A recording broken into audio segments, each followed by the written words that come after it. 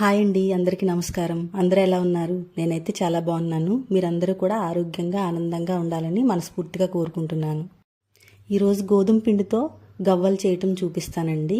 మీరు కూడా ఈసారి ఈ పండక్కి మైదా పిండి పంచదార వాడకుండా గోధుమ పిండి బెల్లంతో గవ్వలు ప్రిపేర్ చేసుకోండి.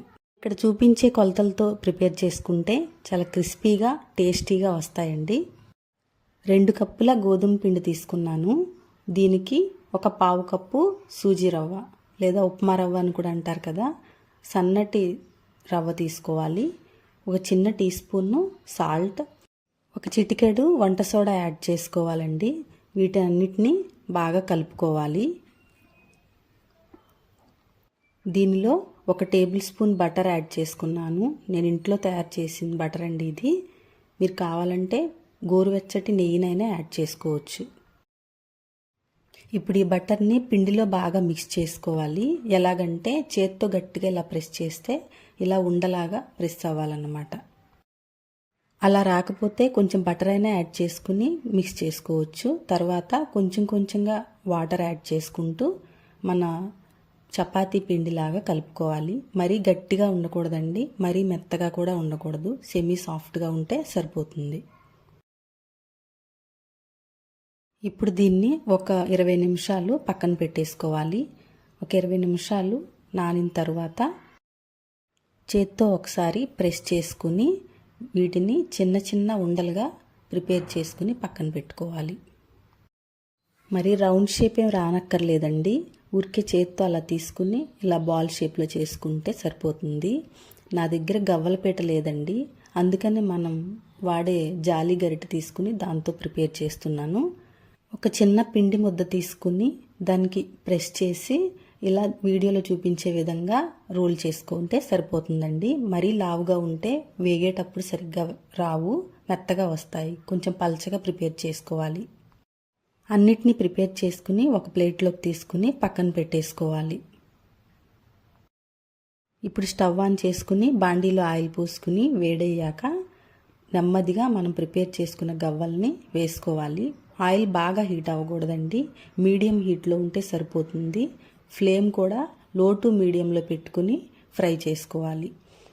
బాగా హైలో పెట్టేస్తే పైన కలర్ వచ్చేస్తాయి, గవ్వలు లోపల మెత్తగా ఉండిపోతాయండి. మనం గోధుమ పిండితో చేస్తున్నాం కదండి, కాస్త టైం పడుతుంది.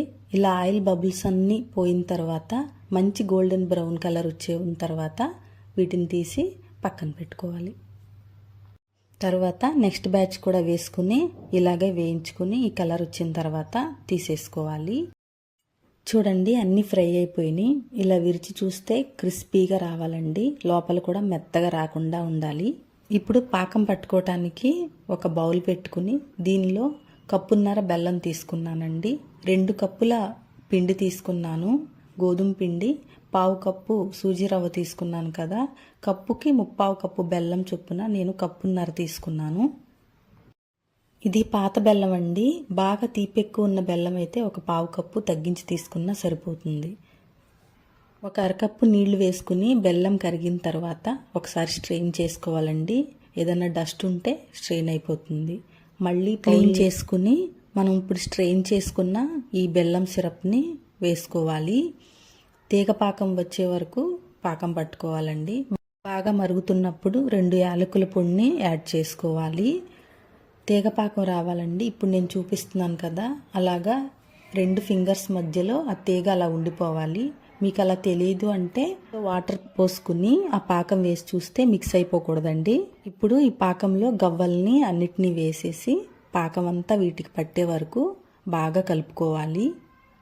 పాకం అంతా బాగా పట్టిన తర్వాత వీటిని ఒక ప్లేట్లోకి తీసుకుని ఆరబెట్టుకోవాలి.